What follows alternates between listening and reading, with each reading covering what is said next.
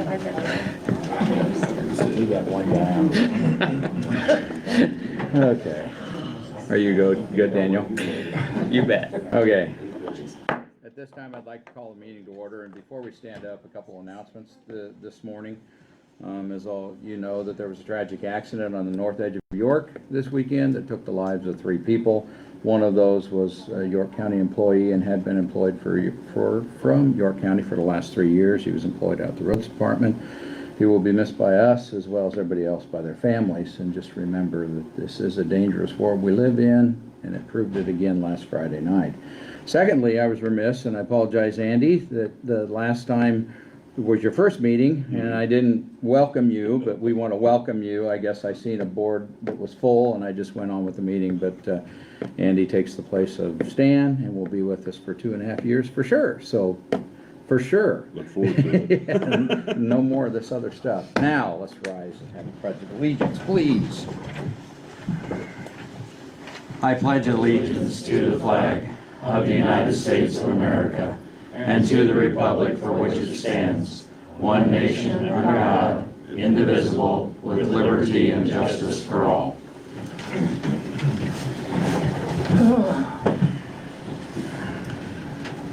You all may notice that we have suits on this morning. We had a group picture taken, so for your benefit, if you'd like pictures for the dartboard or the firing range, you could pick them up at a later date. We can help you with that. Roll call this morning, please, Kelly. Gross. Present. Bowman. Ott. Here. Sykes. Present. Overmar. Here, open meetings law is posted on the south side of our chambers. It is in the hallway outside of our chambers. It is also on our website. Proof of publication for this meeting was in the News Times May 23rd, as well as on our website. Next up, we need to review and approve the minutes of our May 14th Board of Commissioner meeting. So moved. Second. Thank you, gentlemen. Any other discussion? Roll call, please. Sykes. Yes. Gross. Yes. Bowman. Yes. Ott. Yes. Overmar. Yes. I'll adopt today's agenda.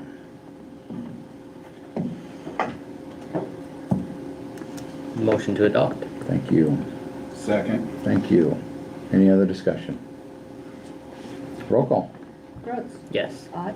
Yes. Sykes. Yes. Bowman. Yes. Overmar. Yes. Okay, officials forum. Good morning. Morning, Harv. Morning. Just a quick update on the bridge up on Road 22. They have the west abutment all drove, the piles, the sheet piles. They have to put their tie rods back in. They're getting ready to drive the piles on the east abutment, depending on how the weather treats them this week. Possibly get it done this week, more likely be sometime next week. In 2 weeks' time, they're probably going to then, once they get all their abutment or the abutments all built, then they'll set the precast deck onto that thing. So by the next meeting, I'm hoping that they will be starting to set a deck on the thing or have it set on. At that point in time, then they move out, we come in and we build the abutments to the dirt back up to the bridge, and they will go to Road 18 and start working down there. But once again, all depending on weather. I can put out a wonderful estimation, doesn't always happen, so. And otherwise, we're blading roads and hauling gravel, How big is that one? You said it's precast deck. 30 feet. Yes, they come in precast, they're just slabs about yay thick, probably 2.5, 3 feet wide, something like that. I don't remember the exact measurements. Mhm. And they just set them on there and weld them down, and there you go. There we go.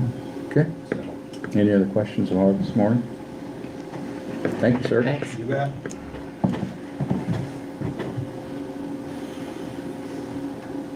Any other officials this morning? Moving on to public comment. The public may at this time step forward and give comment if they'd like to.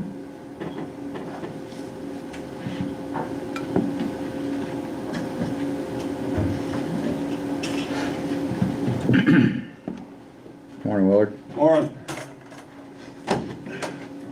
I didn't know who was gonna go first in public comment today. I'll go first. Willard Peterson, 514 Road 13, address is York, Nebraska. I live just south of Bradshaw, and that's where I'm from. So don't pay any attention to that, what it says on the address. Anyway, I would like to commend to the commissioners for not looking at the memo saying you're supposed to wear coats if that's what it said. Thank you for not doing that. Leroy, that's for you unless you put your coat away. And if you did, don't tell me. Don't tell me. Anyway. Mine was dirty. Thank you, Andy. You know how I look at that. Anyway, okay. I wanted to talk about Voltaire, who was a French philosopher, and he made a quote that is attributed to him, but I'll tell you a little of the background. It wasn't him, but it was his basic idea. His pen name was Francis Marie Arouet or whatever. I don't know how to do French, but anyway, he died in 1778, and in a book by the name that was penned by a lady by the name of Evelyn Beatrice Hall. In her book, she described an incident involving Claude Adrien Helvetius, who in 1758 published a controversial work entitled De l'Esprit, on the mind. The book was condemned in the Parliament of Paris by the College of somebody, Sorbonne. Voltaire was unimpressed with the text. He didn't like that book at all, but he considered the attacks by burning that book as unjustified. After Voltaire learned the book by Helvetius had been publicly incinerated, he said the following. He said, "What a fuss about an omelet." Now, you'd have to know back in French in the 1700s what that meant, but he exclaimed when he heard about the burning, how abominably unjust to persecute a man for such an airy trifle as that. I disapprove of what you say, but I will defend to the death your right to say it. And we've all heard that quote. You know, I defend your right to, or I don't disagree with you, but I defend your right to say it to the death. I would. And Voltaire was kind of one that kind of started the whole free speech, or not the whole. Well, a lot of this free speech thing, and a lot of free speech people hang their hat on that quote. Now, it happened to be that this author, Evelyn Beatrice Hall, was a biographer, and she wrote a biographer of Voltaire, and it's a whole complicated story. But my point is in this whole, I'm speaking, directly about a lot of the controversy in this country of voting and not voting, and what's okay and what's not okay, and whose side you're on and whose side you're not. As Voltaire would say, there's nothing wrong with everybody saying that, but we need to protect everybody's right to say what they feel, whether we agree with it or not. That's the way I interpret that. And so I would just ask you to think about that when you're deliberating about everything you do. All right? So, and that includes me. Thank you, Willard.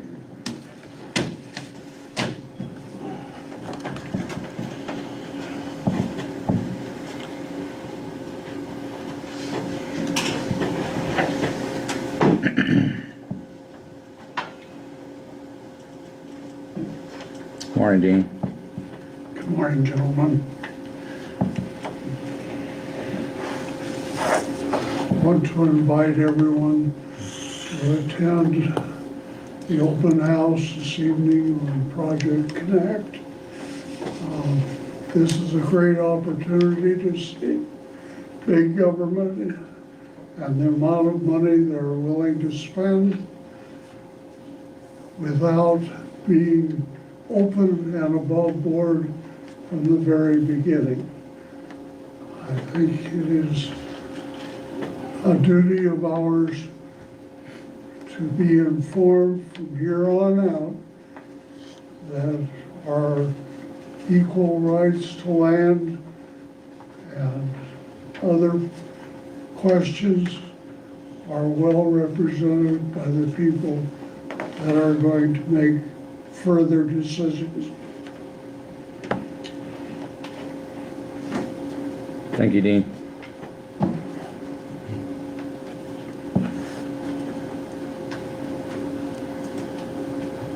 Anybody else from the public this morning?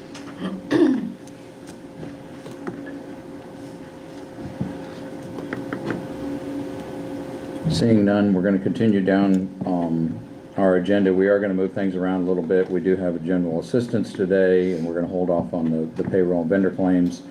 So we're going to, first off, we're going to discuss and act on funding transfers. These are a couple of transfers that as we do our budget every year, we have a whole list of transfers that we do, and we will be finishing those out between now and the end of the year. Those two transfers that we see in front of us are $2,000 to the Veterans Fund, and that's kind of a yearly thing we've done. We've capped it at so much money, and so we'll transfer that $2,000 from general.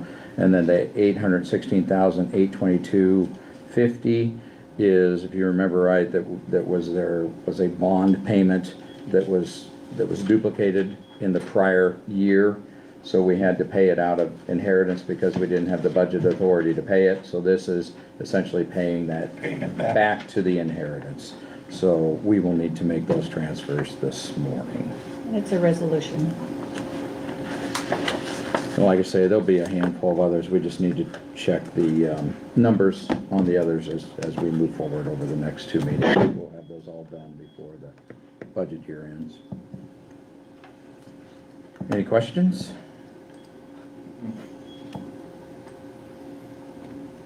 Make a motion to adopt a resolution for a transfer from the general fund to Veterans Fund in the amount of $2,000 and a transfer from highway bond to inheritance in the amount of $816,822.50. Second. Thank you. Any other discussion? Roll call, please. Brooks. Yes. Sykes. Yes. Ott. Yes. Bowman. Yes. Overmark. Yes. Okay, we'll skip the Glenwood. Discuss and act on reappointing Steve Whitmer to the Veterans Service Committee.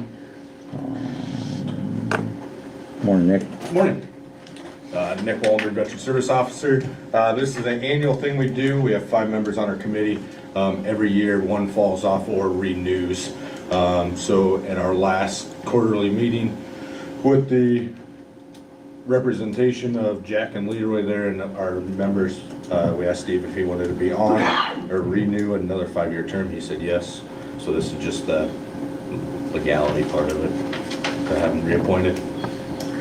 And does it go back to, or is it just like the 1st of June, or when is it? Yeah, July 1 to June 30th. That's a 5-year term, so he's up. So he will start July 1 again with a Okay. new 5-year term. Okay, So just for the motion. correct. And it is a resolution too. Okay. Any other? Nothing?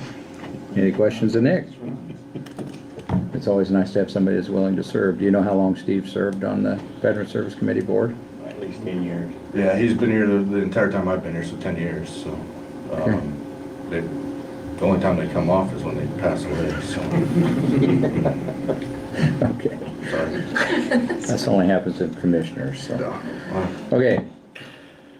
No other questions, entertain a motion. Yeah. Motion to reappoint Mr. Whitmer to the Veterans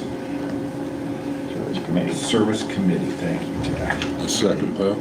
Thank you. Any other discussion? Roll call, please. Ott. Yes. Bowman. Yes. Brooks. Yes. Sykes. Yes. Overmark. Yes, Thank you, guys. thank him. When we see him, let's thank him too for all of his years of service to that committee. Next up, meet with Sherry Weber, Blue Valley. And if you brought others with, I just always introduce. bring one garage If you with need me. another chair, pull it up. Just introduce everybody that's gonna speak, if you would, please. Thank you. Thank you. Good morning.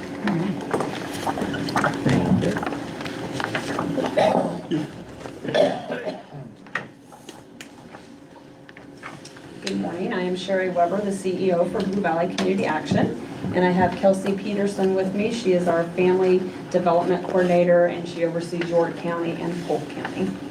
I appreciate you allowing me to come spend some time with you, and I do want to give your condolences. Stan Bear did serve on our board and was becoming very active, and so we're really sorry to hear of your loss with Stan. I have a couple different reports to share with you. I bring our 2023 impact report, which gives you information on all the clients that Blue Valley serves, and then we also have a more detailed report specific to York County. So I'll kind of be talking about both of them at the same time.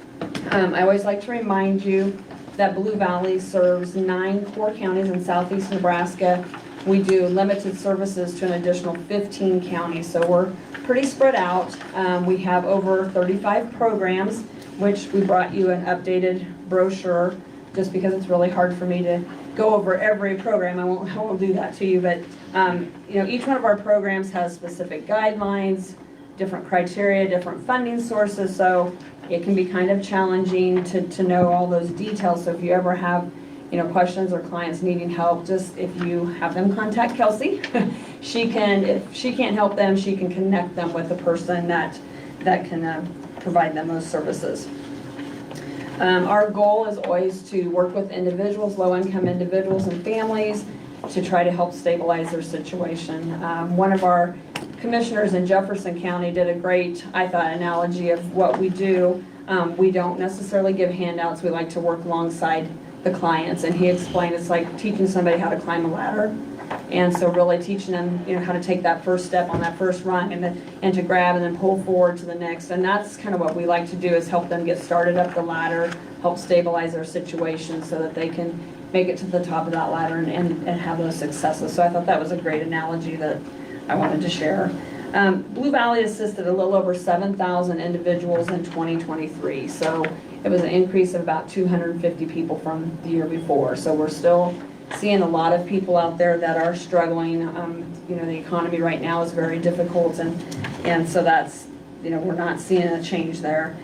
We pride ourselves in the fact that we work alongside clients. We have a lot of case managers, so it's not just having them come in, give them something and send them off. We really try to work with looking at assessing their situation. How can we make a difference? How can we help them make some changes so that they can be successful and be self-reliant? And so we had over 6,000 clients enroll in goal-setting programs last year, and 92% of them achieved at least one or multiple outcomes on the goals that they set. So that's a pretty high percentage. We're pretty proud of that. Blue Valley secured $15 million last year in funding. We're also very proud, for every dollar that we secured, 88 cents went back into client services. So we try really hard to keep our administrative costs low and to give that funding, those grant dollars, back to our clients and to our communities that we work with. Blue Valley employed 28 individuals in York County last year, and we had 546 volunteers donating over 24,000 of their hours to our programs. If you know of our thrift store out here, we would not be able to keep the doors open. Kelsey, like I said, oversees 2 counties, and so her volunteers are the ones that keep that thrift store open and keep it going, making sure they're getting those food baskets and food pantries out to people. So we're very thankful to the volunteers in our communities. I also, we have demographic information, just to kind of give you a feel for what our clientele looks like. I like to really pull your attention to the income part of it. 64% of our clients were at 100% poverty level or below. And to give you, if you think, well, I don't know what that looks like, poverty for a family of 4 At 100% federal poverty level, it would be an annual gross income of $31,200. And Kelsey and I were just talking about the rent prices. And you know, rent from anywhere from $500 to $1,000 for a family. You take that off of that $31,000. That's hard for them to get by. With minimum wage at $12 an hour, one person working full-time would be $24,960. So a lot of our families are two-parent households. You know, that makes them earning $28,000, $29,000. Does not qualify them for some of our programs. Some of our programs are over that 100% poverty level, but some aren't. So we have clients that come to us that might qualify for one program, and we try to get them into another program, but depending on their income level, they may or may not qualify. So I just like to kind of let you have a thought about what poverty actually looks like. In York County, the population is roughly 14,000 with a poverty rate of 8.6%.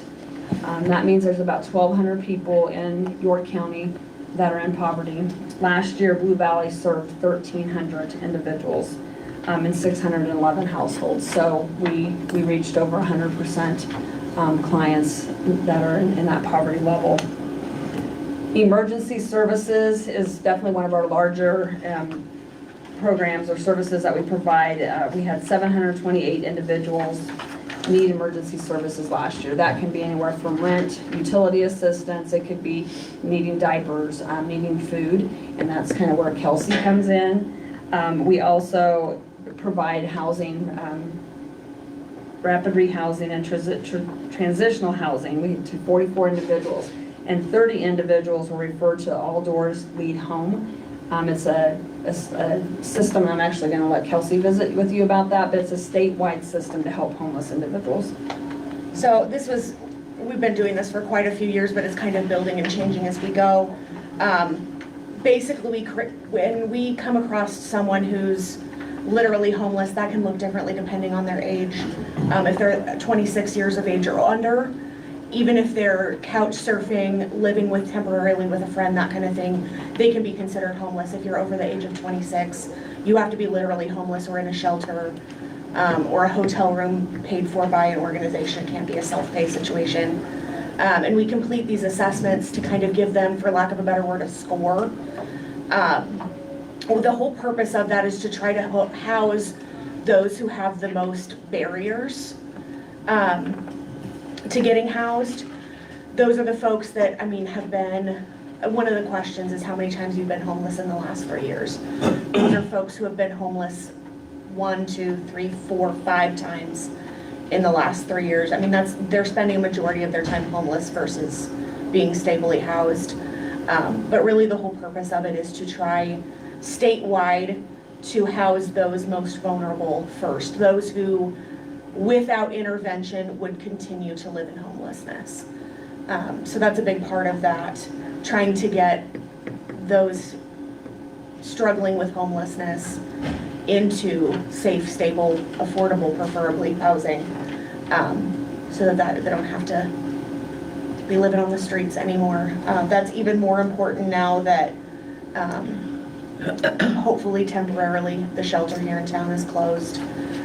That's becoming even more important as we go forward. Those are the kind of folks that we're focusing on, trying to get them housed and stable and help them climb the ladder. Anything else you want to share that you're seeing with your? I kind of told these guys outside before we came in. I am not 100% sure what's happening, but we are seeing way more folks that are either brand new, that have never been out to Blue Valley before, never received services from us before, or who haven't received services in 3+ years. That's usually if they haven't received assistance from us in 3 years, that's usually when we get rid of their files and repurpose those files for another client. So we know that they've been there before, but they haven't been in many years. So we're just getting newer folks that haven't been there before. I don't know if it's just a continuation of the struggles from COVID. I told them outside I try to keep an eye out for my families that are looking for housing or needing housing. Try to keep an eye on social media for opportunities for them. I found one just yesterday. 2-bedroom apartment, nothing exponentially fancy. It was nice, but it wasn't exponentially like something that I would see for someone who, you know, had very gainfully employed, post high school education, those kind of things. They wanted $1,200 a month for a 2-bedroom apartment, 2-bedroom, 1 bath. For a family of even 2 or 3, $12 an hour, $14 an hour. I usually suggest families that are on our homeless programs no more than 30% of their income. Those numbers don't work, no matter what you do. And I think that's a big part of what's going on with families right now is they're seeking our services for food, rental, utility assistance, all of those things because something's got to give. They can't find anything more affordable for housing, so they're kind of stuck between a rock and a hard place, and at least if they could get some food, cover some of those basic needs, at least that's something that they can take off their plates. So that's a concern. Finding housing is always hard in general.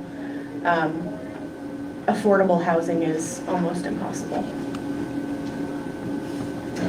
Just talking about the food, we had 499 boxes of food given out last year to 216 households. So again, that's a continuing concern is food shortage. The Walmart Feeding America program we've worked with for years. Last year we distributed over 60,000 pounds of food for that program, and that Kelsey and her team go out and get the food and put it out, and that is not income based, so anybody in the community can come in and receive that food for free. But 60,000 pounds of food is a great amount of food. And that is Monday, Wednesday, Friday, usually about 9:30 that we have that every single week. And there's no, unlike our food programs and stuff like that, there's no restrictions as far as if you want to come every Monday, Wednesday, Friday, every single week, you can. And I've talked to you before about this, but our commodity supplemental food program, which is designed for individuals 60 years and older, we had a fairly decent funding cut probably 3 or 4 years ago where our funding was cut to about 30% cut, and the state of Nebraska as a whole is facing a cut in that program again. So we're trying to operate that program on $54,000 a year to serve all 9 of our counties. We have 1 staff person basically. Our food warehouse, we've just changed it, where our warehouse is here in York, and we're doing more of a mobile pantry so that we can cut the cost at some of our other counties and discontinue renting space to try to keep that program going. But we are facing, they're saying, up to another 25% cut. So we may have to make some tough decisions on whether or not we continue to operate that program. We use our community service block grant funding right now, a large portion of that. We also utilize some of the county funds to help support that program, but that is something we just found out a week or 2 ago that this whole entire state is looking at a cut, so that is not good news. We also have our Head Start and Early Head Start program here in York. We serve 51 children in our preschool program and 20 children in our Early Head Start program. Our Early Head Start program, that we go into the home and work with the parents and the children. We are also partnering with Four Corners Health Department and York Public Schools because they too are offering a 0 to 3 program. So we're collaborating together. So when a family has a need for services for children 0 to 3, we can kind of direct them in the right direction. The York Public Schools doesn't have an income guideline, so if it's a family that's over income, we would direct them towards York Public Schools program.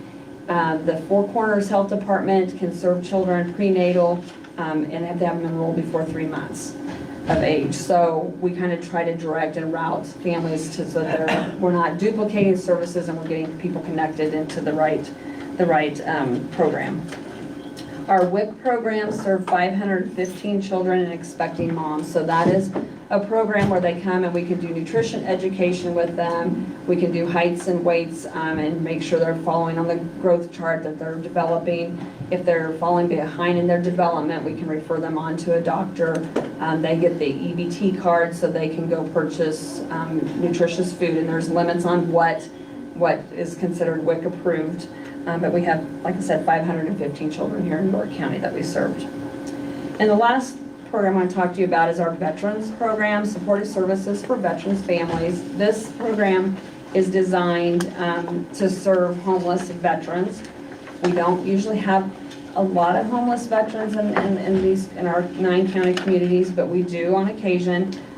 We serve also the Omaha area. About 10 years ago, Omaha had another agency running this program, and they were not following all the rules and regulations, so they actually contacted us and asked us to take the lead in running the veterans program. So if you know of a veteran in this area that is near, maybe he's getting close to being evicted, definitely have them contact us. We can help them up to 9 months with their rent and utilities, and they just started a new, another additional program called Shallow Subsidy. So if we can get them stabilized, then for the next 2 years, we can pay 50% of their rent and they pay the other 50%. We do that case management so that when that 2 years is up, they're able to be on their own and continue keeping their housing stabilized. The last request that I have for you is our financial request. We are asking for the same financial support as last year of $11,388. We did not ask for an increase because we know everybody's budgets are tight, so that is what we're asking for. Knowing that we serve almost 1,300 individuals, that is an investment of like $8.39 per individual. So like I said, we try to stretch that dollar as far as we can and reach as many individuals as we can. Did you have any questions for us? How much did you say the state was cutting your funding by? We don't. Do you have it all together? Or? We don't yet for that commodities program. Yeah. We do not yet. We've heard that could be up to 25%, which would be about another 13,000 off of the 54 we're trying to run it with right now. So, but we do not have a definite answer. We just learned of that about a week or 2 ago. That is now housed our old furniture building on the property. That's now where that program is housed. That's why we're not selling furniture anymore, so that we kind of move some stuff around so that We have running that program on the funding that we get has always been a struggle for many years. We have a refrigerated truck that was donated to us that we're trying to keep up and running so that we can do the mobile pantries instead. Well, thank you for coming in. Thank you. It's always nice to see you. Unfortunately, when you come, you tell us about things that maybe we don't pay attention to or want to hear about. Every 100 people I see walking around, 9 of them are in poverty level or the homeless, and we appreciate what you do for our county and others. We obviously will put that into the budget request, and we will see where we go this year, but thank you for sharing with us. Have a great day. You too. Did you get a copy of that?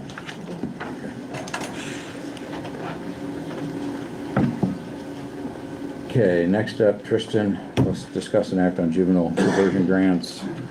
Morning, Commissioner. Morning. Good morning, Tristan. I believe I sent you these 2 attachments on email, but just in case you don't like a hard copy, there is the award for the CB and the notice for the JS one.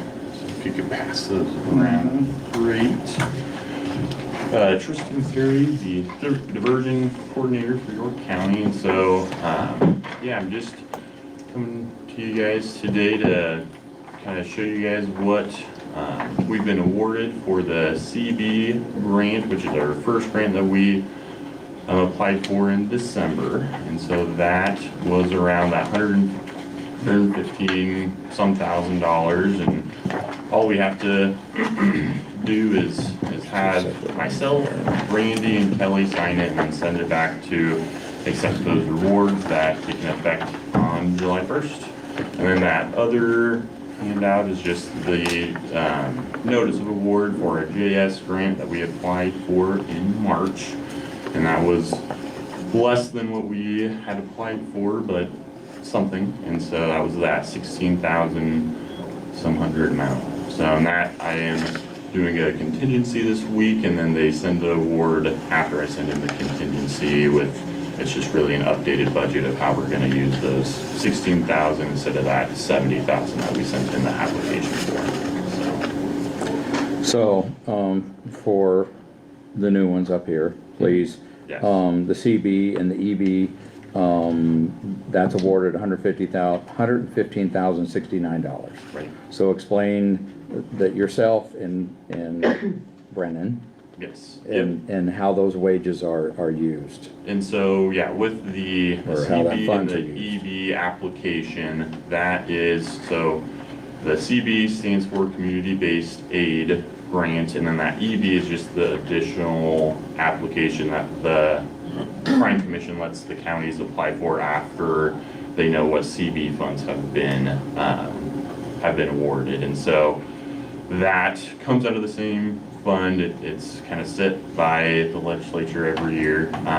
And so we use it to pay my salary and then our attendance officer or attendance monitoring program supervisor, his salary, that deals with all the truancy and that sort of thing. And so this year, it covers the majority of both ours, and then the JS is what they call the Juvenile Services Grant, and that is just kind of a supplemental grant that we've been getting for 3 years now. Same place, Crime Commission, and again, it will be kind of there to supplement.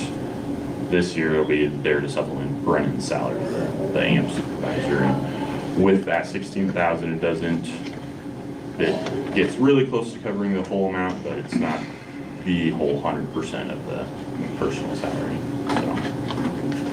So, gentlemen, the grants that we received from the Crime Commission, obviously when the York County decided to start doing this, in fact, at one point in time, there was kind of a match that went into it too, and there is no match anymore. We voluntarily contribute and then we keep that fund healthy while the funds are being, Brennan has to bill the state and the state then pays it after the billing. But the idea from this board at the time was that if we do this and we employ 2 here in York County, if it ever comes to where these grants run away, we have to make the decision whether we continue that on or not. So it takes us to ask for those grants, and then they're awarded, and then we have to sign for them and show how we're spending our money and how Brennan is spending our money for us. Right. These are, I know at one time we was talking about doing some work up in Polk County.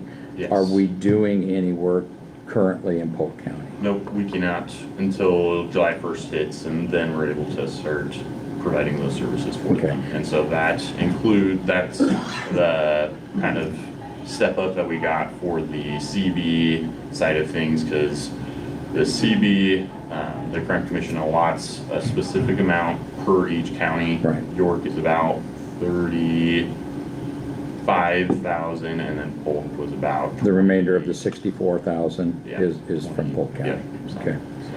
And so, yeah, and that is gonna be mainly just those diversion side of things, the juvenile diversion, where any law reports or citations that come through the county attorney's office can be referred to us, and we put them on that program to allow them not to have to go through the juvenile justice system and get that taken care of without having any court expenses or attorneys get involved or anything like that. And so on the truancy side of things, we just try to prevent that from going to court as well. 20 days unexcused absence is what should be counted as a 3B case, and that would be having them go through the court process again, getting probably probation and having those expenses. So we just talk with the families, get them services like Blue Valley or other community resources that can help them get transportation or have more of that school attachment and that sort of thing. So those are kind of the big ticket items that we really try to tackle with these grants, so these programs. Any questions of Do you have Tristan? any idea how many you serve in a month or So, in a year? yeah, a month is a little hard because it is a little revolving, but so when I stepped into the role almost 2 years ago in June, we were serving about 10 to 13 on the diversion side of things a year.